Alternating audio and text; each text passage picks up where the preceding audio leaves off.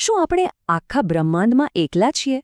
આ એક એવો સવાલ છે જેણે સદીઓથી આપણને બધાને વિચારતા કરી દીધા છે.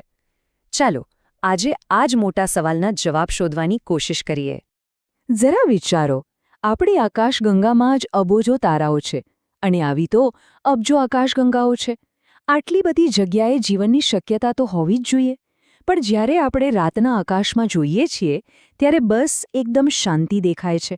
તો સવાલ એ છે કે જો કોઈ છે તો એ બધા છે ક્યાં? અને આ જ સવાલને વિજ્ઞાનની ભાષામાં ફર્મી પેરેડોક્સ કહેવાય છે. એક બાજુ ગણિત કહે છે કે બ્રહ્માંડમાં જીવન હોવું જોઈએ, પણ બીજી બાજુ આપણને આજ સુધી એનો કોઈ પાક્કો પુરાવો કે સંકેત મળ્યો નથી. આ જે વિરોધાભાસ છે એ ખરેખર રહસ્યમય છે. તો આ કોસ્મિક શાંતિનું કારણ શું હોઈ શકે? વેલ, એના ઘણા જવાબો હોઈ શકે છે. પણ એક જવાબ એવો છે જે થોડો અલગ અને વિવાદાસ્પદ છે. એ છે રેર અર્થ હાઇપોથિસિસ. અને એ કહે છે કે કદાચ આપણે ખરેખર એકલા છીએ. જો આ બાબતે મુખ્યત્વે બે વિચારધારાઓ છે.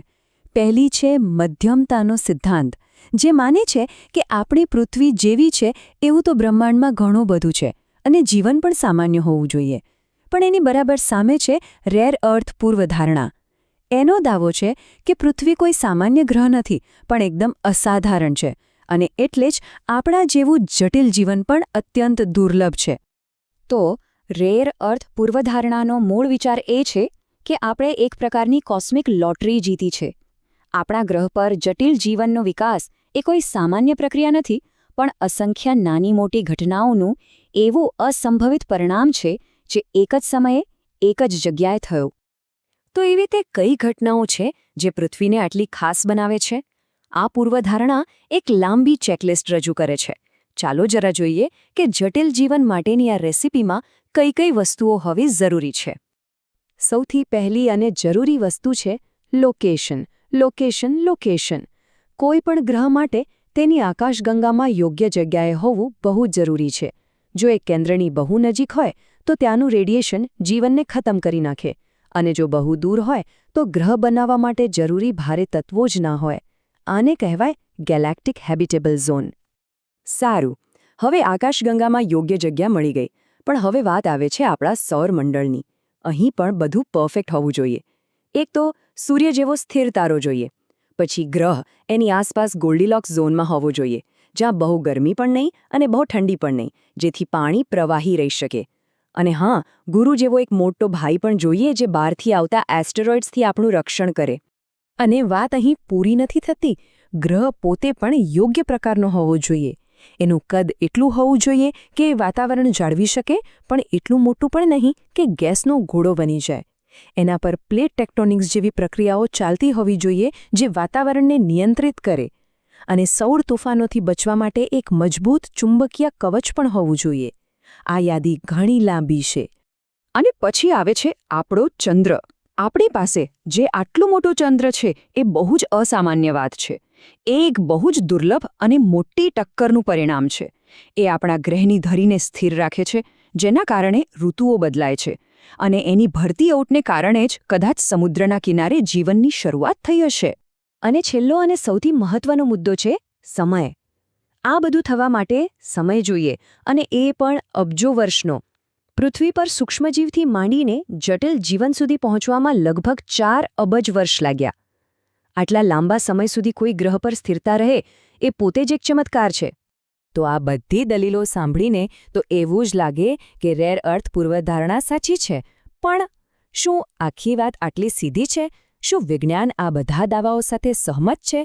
હવે આપણે સિક્કાની બીજી બાજુ જોઈએ. ફક્ત આ એક આંકડો જુઓ, 6256. આટલા તો એવા ગ્રહો છે જે આપણે આપણા સૌરમંડળની બહાર શોધી કાઢ્યા છે. અને આ તો હજી શરૂઆત છે.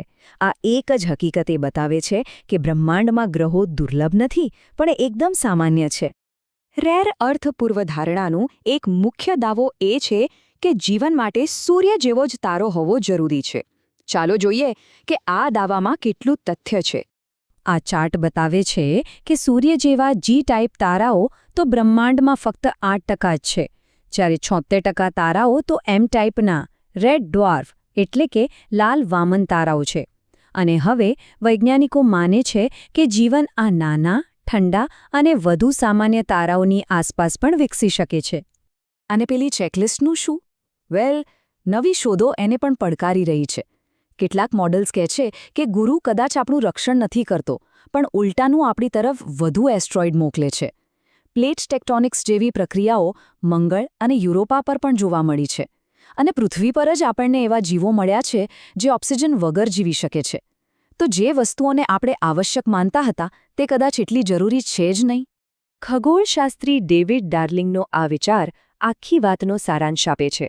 એમનું કહેવું છે કે પૃથ્વી અસામાન્ય હોઈ શકે છે, પણ શું એની દરેક અસામાન્ય વાત જીવન માટે જરૂરી છે? કદાચ નહીં. રેર અર્થ પૂર્વધારણા અસામાન્ય અને આવશ્યક વચ્ચેનો ભેદ ભૂલી જાય છે. જીવન કદાચ બીજા રસ્તાઓ પણ શોધી શકે છે.